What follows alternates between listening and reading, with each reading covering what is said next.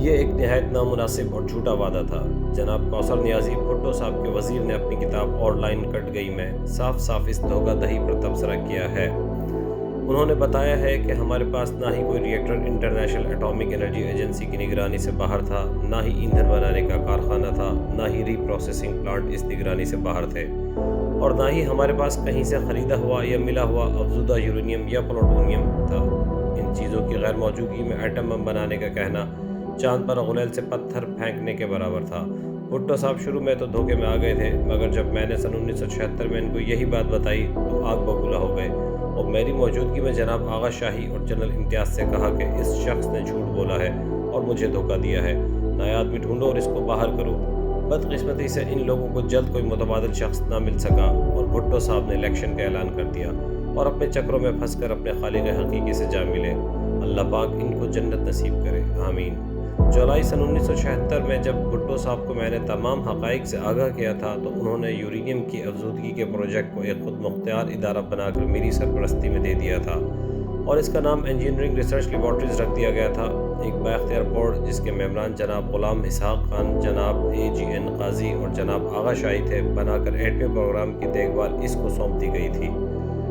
میں نے اپنے قابل اور محب وطن ساتھیوں کے ساتھ جس طرح ایک قلیل مدت میں اس پسماندہ ملک کو ایٹمی قوت بنایا وہ آگے چل کر بتاؤں گا۔ اس وقت ایک نہایت المناک خبر آپ کو بتانا چاہتا ہوں۔ میں نے چارج لیتے ہی آرمی کی RME برانچ سے چند افسران مانگ لیے۔ ان میں کرنل قاضی رشید علی، کرنل عبدالمجید اور کرنل بشیر خان تھے۔ آخر الذکر نے کوئی اہم رول ادا نہیں کیا۔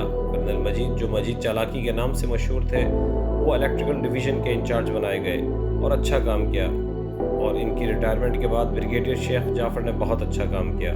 کرنل قاضی نہایت قابل، تجربہ کار، نرم گو اور سمجھدار انجینئر تھے۔ انہوں نے اعلیٰ خدمات انجام دی، بعد میں تفصیل بیان کروں گا۔ بریگیڈیئر عزیز الحق فوج میں اچھے الیکٹرانک انجینئر مشہور تھے۔ میں نے ان کو بلا کر نہایت اہم آلہ جات کی تیاری پر لگا دیا۔ انہوں نے بہت اچھا کام کیا، مگر بدقسمتی سے جرمنی کے دورے کے دوران حرکت قلب بند ہو جانے سے خالق حقیقی سے جا ملے۔ ان کے انتقال کے بعد میں نے فوج میں تلاش کر کے ایک اچھی شہرت رکھنے والے بریگیڈیئر عبدالقیوم کو اپنے پاس لگوا لیا۔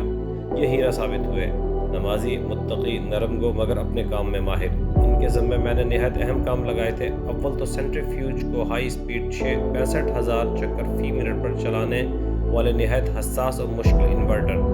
دوم، سینٹریفیوج کو چلانے والی موٹریں۔ سوم، آرمی کے لیے اعلیٰ کوالٹی کی لیزر رینج فائنڈر جو آرٹلری کے لیے نہایت اہم ضرورت ہے کہ فاصلہ ناپ کر گولہ باری ہدف پر کی جاتی ہے۔ انہوں نے ہزاروں عدد نہایت اعلیٰ معیار کے یہ آلہ جات آرمی کو دے دیے، مگر ان کی نہایت ہی اہم ذمہ داری ایٹمی ہتھیاروں کو چلانے والا فائرنگ سسٹم تھا۔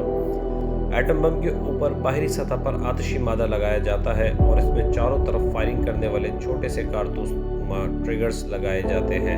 ان کو بیک وقت فائر کرنا ضروری ہوتا ہے اور اس میں کسی فرق کی گنجائش نہیں۔ ان کی تعداد کافی ہوتی ہے اور سب کو بیک وقت فائر کرنا ایک ہنر ہے۔ اگر ان کی فائرنگ میں فرق آ جائے تو ایٹمی ہتھیار کے چلنے میں بڑی ناکامی کا بڑا خطرہ ہوتا ہے۔